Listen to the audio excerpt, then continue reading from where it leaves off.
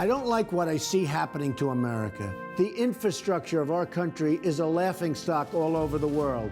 Our airports, our bridges, our roadways, it's falling apart. It's a terrible thing to see.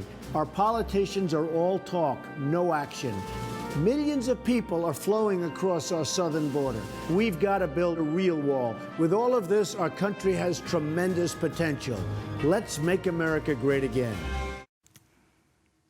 I've said it. Since the day he made the sacrifice to hit the campaign trail, voters crave the anti-status quo politician. They want results. They need a fighter. They need someone to fire all those political correct police.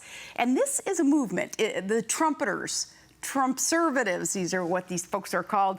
Everything about Donald Trump's campaign, it's avant-garde, and he is crushing it in the polls. One American News, you viewers, he's talking to you. He wants to connect to those who are going to show up at the polls and elect the leader of the free world. So, Mr. Trump, I had James Carville on yesterday. Remember his "It's the economy, silly." The turbulent global economy leads to daily volatility here, and that affects the working class. And I know that's where your heart is, in this working class. How is our economy really doing, especially reacting to world markets? Well, if you really look, Sarah, at the economy, it's been terrible. We have 93 million people out of work. They look for jobs, they give up, and all of a sudden, statistically, they're considered employed. Our economy is doing terribly. We've lost tremendous amounts of jobs to China, to Japan, to Mexico, and to so many other places. And it's really very sad when you look at what's happening. We have taken away, they've just destroyed our job base, and we have to make a lot of improvement. Yeah, and I don't think we're getting the truth out of the White House, the true state of the economy, so thanks for setting that straight. And Bloomberg reports... No, the White House is not truthful. Yeah, and Bloomberg reports that, well, you wouldn't mind raising taxes on yourself. And we know our current tax code, it's a joke, and it's unjust. And I, though, wouldn't be offering to let the IRS take more of my money, but share what you mean by fixing our screwed-up tax code. Well, we have a complex tax code that nobody understands, and people can't figure it out, and they have to spend tremendous amounts of money for lawyers and accountants, and we have to simplify our tax code. You have hedge fund guys that are paying virtually no tax, and they're making a fortune, and we have to change our tax code. There's no question about it. And I say simplification. Now, you can go to a fair tax or a flat tax, but the easiest way and the quickest way, at least on a temporary basis, is simplification of the code. Get rid of deductions, reduce taxes. But some of these people, like some of these hedge fund guys, they're making a lot of money. They're paying very little tax. It's unfair to the middle class. We have to create we have to help the middle class.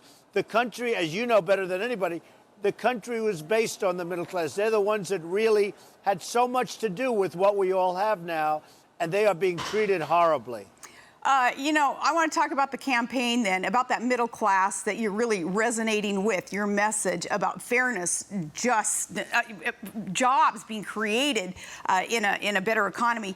On the campaign trail, specifically, I know a lot of military folks, and I saw a guy walk behind you, Mr. Trump, with an Army T-shirt on, and it reminded me.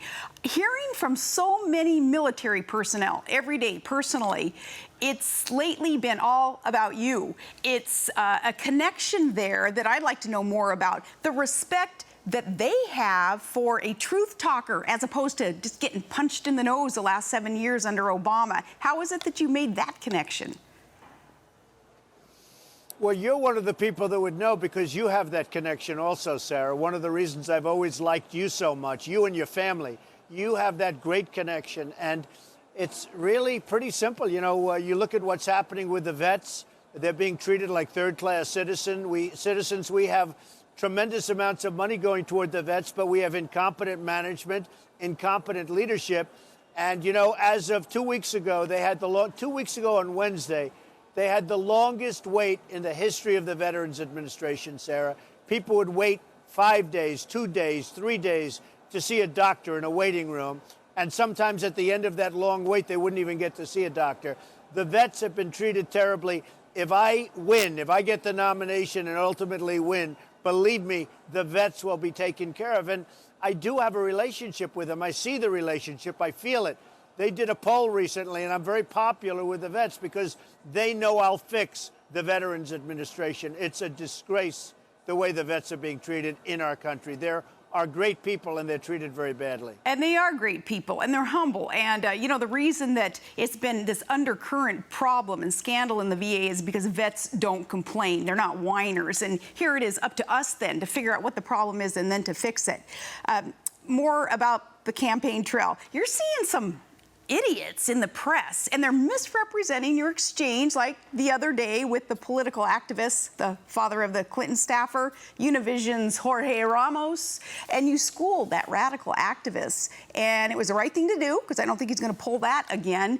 Where'd you get your guts for that kind of necessary confrontation?